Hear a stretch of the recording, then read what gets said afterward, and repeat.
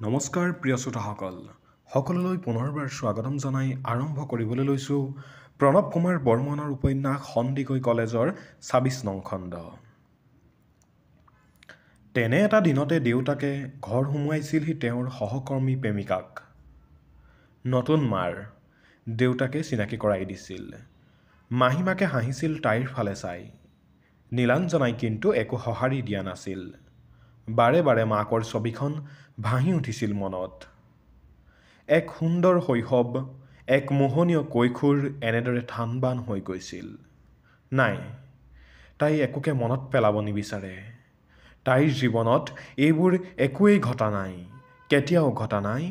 তাই স্বাভাৱিক, অস্বাভাৱিক নহয়। নাজানে, মৈত্ৰেয়ীয়ে নাজানে বহু কথা। গুৱাহাটীত মামাকহঁতে পঢ়িবলৈ পঠোৱা মৈত্ৰেয়ীৰ লগ লাগিছিলহি নীলাঞ্জনা। ধৰি লৈছিল মাকৰ শিৰৰ সেন্দুৰ জুই চাই থোৱাৰ দিনাই দেউতাকৰো মৃত্যু ঘটিছিল। জীৱন বৰ নিহংস, গোলাপৰ উদ্যান নহয়। জীৱন বৰ কঠিন, গোলাপ ফুল নহয়, গোলাপৰ কাঁইট। কাঁইটে বিধি তেজ উলিওৱাজনে জানে সেই কথা।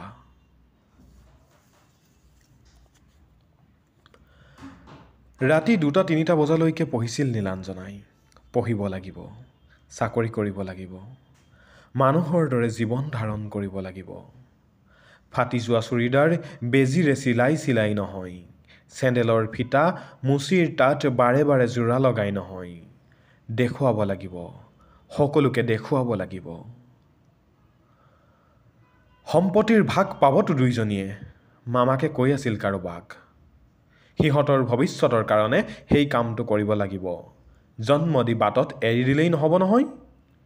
মোৰ ভনীজনীৰ জীৱন খালে, এতিয়া জীয়েক দুজনীৰো খাবলৈ ওলাইছে। নৰপিশাচ সি, দেখাত ভদ্ৰলোক হ'লে কি হ'ব?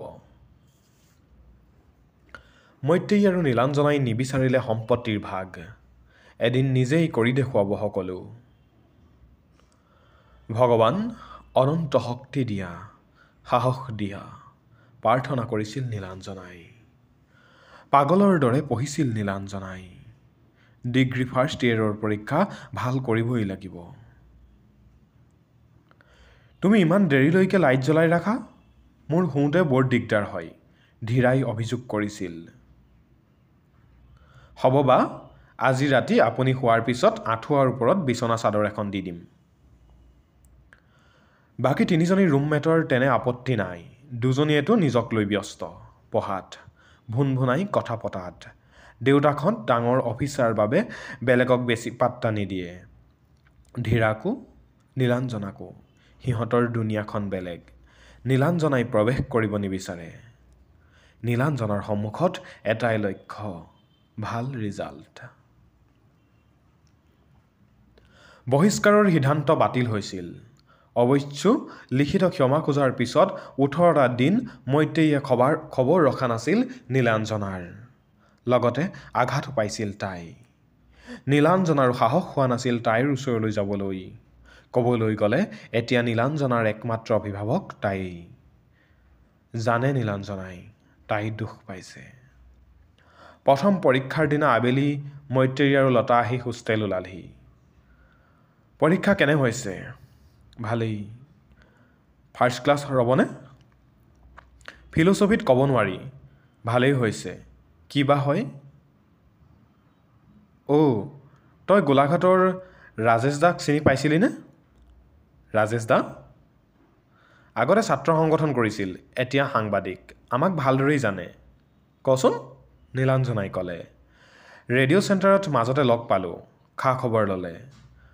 তোৰো খবৰ সুধিলে, তেওঁ চব কথা জানে। কি চব কথা? আমাৰ ঘৰৰ। তোৰ খবৰ ল'বলৈ আহিব পাৰে। মোক কিবা অসুবিধা হ'লে ফোন কৰিব কৈছে। নীলাঞ্জনাই কিন্তু ধৰিব নোৱাৰিলে কোন ৰাজেশ দা। বিভিন্ন কথা বতৰাত আবেলিটো উমাল হৈ পৰিল। এই ২০০ টকা ৰাখ। মৈত্ৰেয়ী আৰু লতা সন্ধিয়া হোৱাৰ আগতে গ'লগৈ। পৰীক্ষা ভালেই হৈছিল নীলাঞ্জনাৰ। ৫৮% নম্বৰ, দেৱলীনাৰ ৫৭। নম্বৰ দিবলৈ টান পোৱা অসমৰ পৰীক্ষা পদ্ধতিত 50% ভাল নম্বৰ। দেৱলীনায়ো প্ৰায় সমানেই নম্বৰ পাইছে। মনোমালিন্যবোৰ দূৰ কৰিবলৈ দেৱলীনাক নিজৰ নোটছবোৰ নীলাঞ্জনাই দি দিছিল। তথাপি সুখী হওক তাই সেই আশাৰে। মীনাক্ষী মেমে মাতি নি কৈছিল, আৰু ভাল কৰিব লাগিব, তোমাৰ ওপৰত আমি বহুত আশা কৰোঁ। কি অদৰকাৰী এই আশাৰ বোজা। মধু 45, জবা 43। হ'ব দে, পাৰ্ট 1ত তুলিব লাগিব, মধুৱে ক'লে। ফেইল যে মৰা নাই, জবাই যোগ দিলে। নীলাঞ্জনাৰ টেনশ্যন বাঢ়িল। আকৌ এডমিশ্যনৰ দিন চমু চাপি আহিল। আকৌ পইচা লাগিল। কেতিয়াবা তাইৰ এনেকুৱা লাগে যেন পঢ়া শুনা বাদ দি কিবা কামত সোমাব, ক'ৰবাত চাকৰি এটা পালেও। মনটো বেয়া হৈ গৈছে নীলাঞ্জনাৰ। ৰাজেশ দা দেৱদূতৰ দৰেই আহিছে মৈত্ৰেয়ী আৰু নীলাঞ্জনাৰ জীৱনলৈ।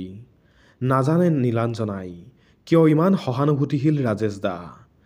কি আচলতে উদ্দেশ্য তেওঁৰ, কি বিচাৰিছে তেওঁ। দুজনী অসহায় ছোৱালীৰ অসহায়তাৰ সুযোগ ল'বলৈ আহিছে নেকি তেওঁ। নাই, নীলাঞ্জনাই ইমান সহজতে কাকো বিশ্বাস নকৰে, বিশেষকৈ পুৰুষক। পুৰুষৰ হাত দুখন ভগৱানে দিছে নাৰীক খামুচিবলৈ। কিয় ৰাজেশ দাই মৈত্ৰেয়ীৰ ৰুমত পৰ্টেবল টিভি এটা কিনি দিছে, কিয় ইমানযোৰ চুৰিদাৰ কিনি দিছে, মৈত্ৰেয়ীক ভুলাবলৈ, নীলাঞ্জনাক কুক্ষিগত কৰিবলৈ। ৰাজেশ দাৰ ওপৰত বহুত সন্দেহ হৈছিল নীলাঞ্জনাৰ। আজিৰ যুগত জানো মানুহে উপজাচি সহায় কৰিবলৈ আহে। মৈত্ৰেয়ীৰ লগত নিউ হোষ্টেললৈ আহিছিল ৰাজেশ দা। বিভিন্ন কথা ওলাইছিল। যাবৰ সময়ত ৰবীন্দ্ৰ ভৱনৰ সন্মুখৰ ৰেষ্টুৰেণ্ট এখনত খুৱাবলৈ লৈ গৈছিল। এনেকুৱা ৰেষ্টুৰেণ্টত সোমাবলৈ তাইৰ সাহসেই নাছিল। কেনেকৈ কাটা চামুচেৰে খাই তাইতো নাজানে। মেনুত লিখা থকা কি আইটেমৰ লগত কি খায় তাই নাজানে। বহুত কথাই নাজানে তাই। পইচা পাতিৰ বাবে কোনো চিন্তা নকৰিবা, মোক তোমালোকৰ দাদা বুলি ভাবিবা, যাবৰ পৰত কৈ গৈছিল ৰাজেশ দাই। ৰাজেশ দা ব্যস্ত সাংবাদিক, গোলাঘাটৰ প্ৰখ্যাত ব্যৱসায়ী পৰিয়ালৰ ল'ৰা। কিন্তু বেপাৰ বাণিজ্যত মন নাই। তেওঁ হেনো মাকৰ স্কুলত LPত পঢ়িছিল। কি কাৰণত জানো মৈত্ৰেয়ী আৰু নীলাঞ্জনাৰ প্ৰতি তেওঁ ইমান দায়িত্ব পালন কৰিব খুজিছিল, নীলাঞ্জনাই ভাবি উলিয়াব নোৱাৰিলে। তাই ভবাৰ দৰে ৰাজেশ দাই কোনোদিনা অশ্লীল ইংগিত নিদিলে নীলাঞ্জনাক, বেয়া কথা নক'লে, ঠিক দাদাকৰ দৰেই ব্যৱহাৰ। ৰাজেশ দা কি দেৱদূত, ঈশ্বৰৰ পুত্ৰ। মাজে মাজে ৰাজেশ দা আহে হোষ্টেললৈ, পইচা গুজি দি যায়। প্ৰথমে তাই আপত্তি কৰে, পিছত ভালেই লাগে। ৰুমলৈ গৈ গণে কিমান টকা দিলে, ট্ৰাংকৰ তলা খুলি এচুকত থৈ দিয়ে, আকৌ তলা মাৰে।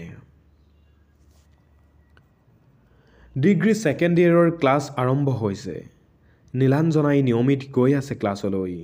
মাজতে এডমিশ্যনটো ল'ব লাগিব, বাকীবোৰে ইতিমধ্যে লৈছে। হোষ্টেলতো এডমিশ্যন ৰিনিউ হ'ব। পইচাৰ বহুত প্ৰয়োজন। ৰাজেশ দাক ক'ব লাগিব অলপ পইচাৰ কথা। বেয়া লাগে ক'বলৈ, তথাপি ক'ব লাগিব। এডমিশ্যন লোৱা নাই এতিয়াও, জবাই সুধিলে।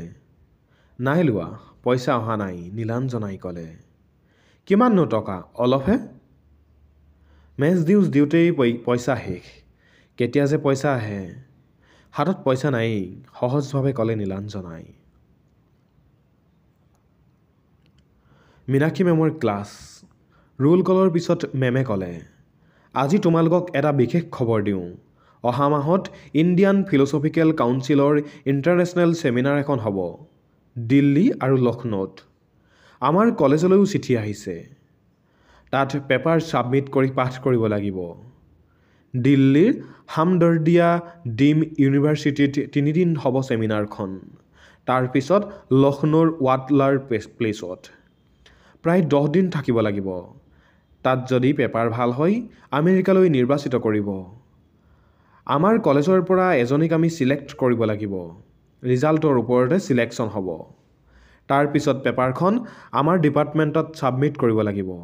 আমি চাই মেলি দিম। আমাৰ কলেজৰ ডিগ্ৰী 3rd ইয়েৰৰ নম্বৰ পোৱা ছাত্ৰী নাই। গতিকে তোমালোকৰ ক্লাছৰ পৰাই ছিলেক্ট কৰিব লাগিব।